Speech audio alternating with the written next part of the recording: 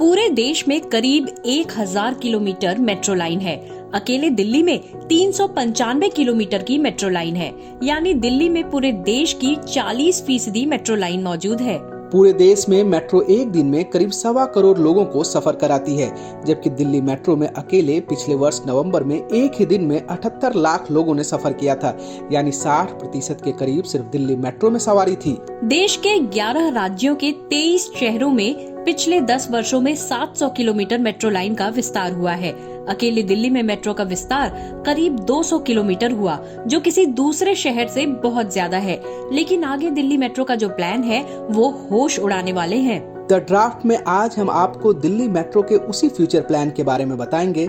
आपको समझाएंगे कि दिल्ली मेट्रो का गली गली वाला प्लान क्या है, दिल्ली मेट्रो कितने किलोमीटर मेट्रो लाइंस का निर्माण कर रही है, दिल्ली मेट्रो भारत के अलावा दुनिया के किन देशों में काम कर रही है और दिल्ली मेट्रो की शुरुआत की जरूरत क्यों पड़ी थी। इन सारे सवालों के जवाब मिलेंगे। पहले आप हमारे चैनल को सब्सक्राइब कर लीजिए और हाँ, हमारे व्हाट्सएप चैनल को जरूर फॉलो कीजिए। इसका लिंक हमने अपने डिस्क्रिप्शन में डाल दिया है। आज हम आपसे दिल्ली मेट्रो की बात करने वाले हैं। आपको दिल्ली मेट्रो के सबसे नए प्लान के बारे में बताएंगे, जिसमें 1-2 नहीं बल्कि 18 नए मेट्रो कॉरिडोर्स बनाए जाएंगे और 206.5 किलोमीटर की नई मेट्रो लाइन बनाई जाएगी। भारत में मेट्रो का मतलब दिल्ली मेट्रो है। वैसे तो भारत में सबसे पहले मेट्रो कोलकाता में चलाई गई थी, लेकिन दिसंबर 2002 में दिल्ली मेट्रो की शुरुआत होने के बाद पिछले 23 वर्षों में दिल्ली मेट्रो में विस्तार काफी तेजी से हुआ है और अब दिल्ली मेट्रो दिल्ली की गलियों तक पहुंचने के लिए तैयार है। इसके लिए प्लान 2025 बनाया गया है, जिसके तहत दिल्ली मेट्रो को संचालित करने वाली संस्था दिल्ली मेट्रो रेल कॉरपोरेशन यानी DMRC ने मेट्रो के फेज 5 की तैयारी की है। इसके लिए DMRC ने केंद्र सरकार के आवासन और शहरी विकास मंत्रालय को एक प्लान भेजा है।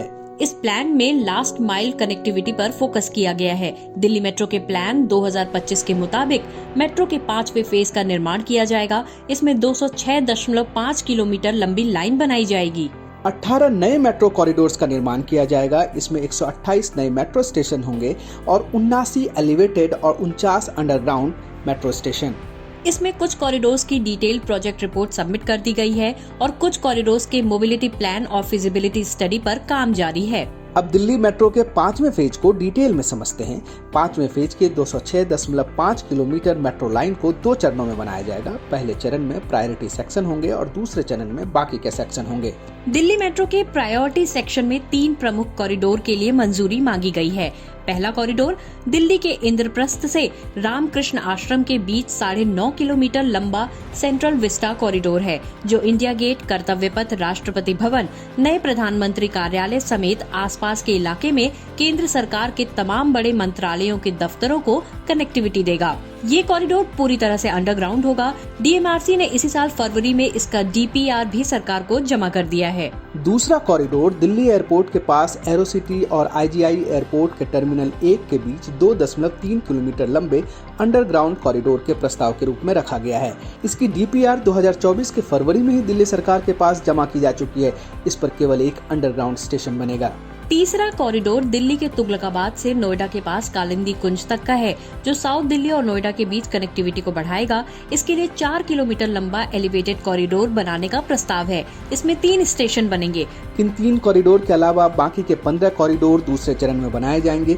दूसरे चरण में जिन 15 कॉरिडोर को बनाने का प्लान है, उन्हें मुख्य रूप से दिल्ली और NCR के बीच कनेक्टिविटी बढ़ाने के उद्देश्य से डिजाइन किया गया है।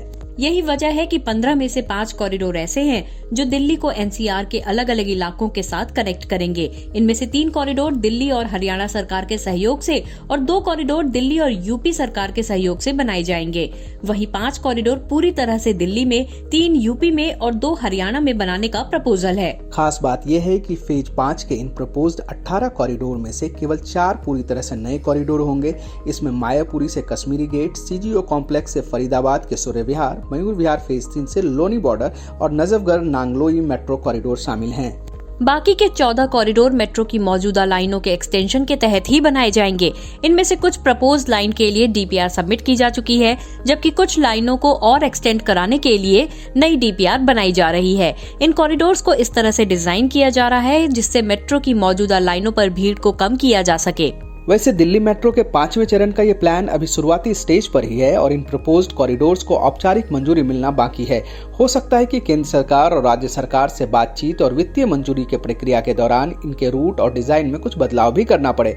ऐसे में इन कॉरिडोर की अंतिम सूरत क्या होगी, ये औपचारिक मंजूरी मिलने के बाद ही साफ हो पाएगा। वैसे दिल्ली में अभी मेट्रो के फेज 4 का काम तेजी से चल रहा है।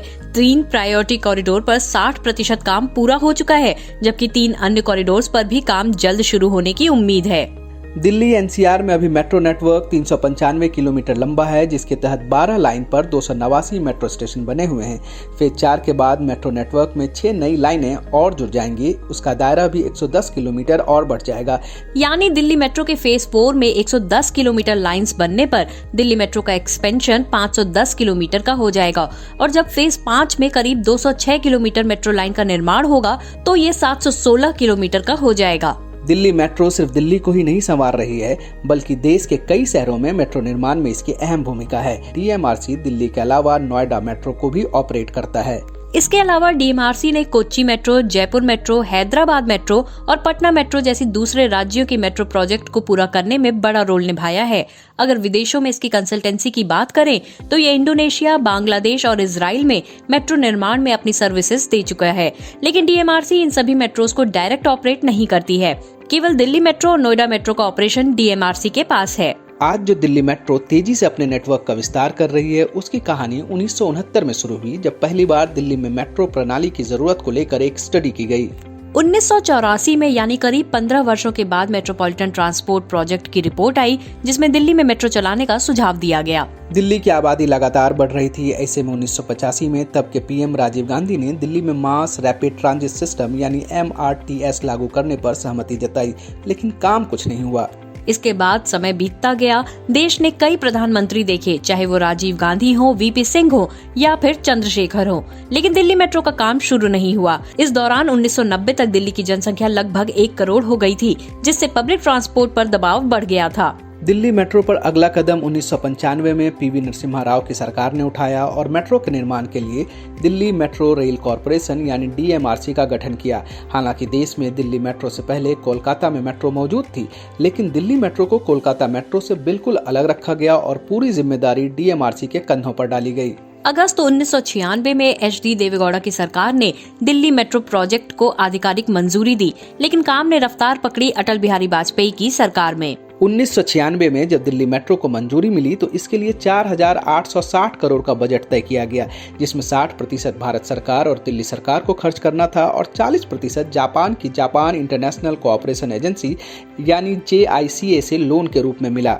इसके बाद 24 दिसंबर 2002 को अटल बिहारी वाजपेयी ने पहली दिल्ली मेट्रो सेवा शाहदरा से 30 हजारी का उद्घाटन किया। यहाँ से मेट्रो वाजपेयी सरकार की प्रायोरिटी में शामिल हो गई। कई प्लान बने और कई कॉरिडोर्स का निर्माण शुरू हुआ। आज स्थिति ये है कि दिल्ली मेट्रो दुनिया की सबसे बेहतरीन मेट्रो में से एक है।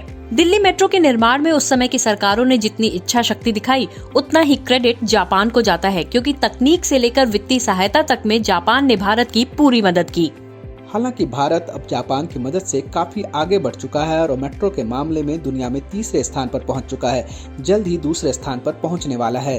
दोस्तों, अगर आपको हमारा ये वीडियो अच्छा लगा हो तो लाइक करें, शेयर करें और कमेंट जरूर करें। और हाँ, चैनल को सब्सक्राइब करना बिल्कुल ना भूलें।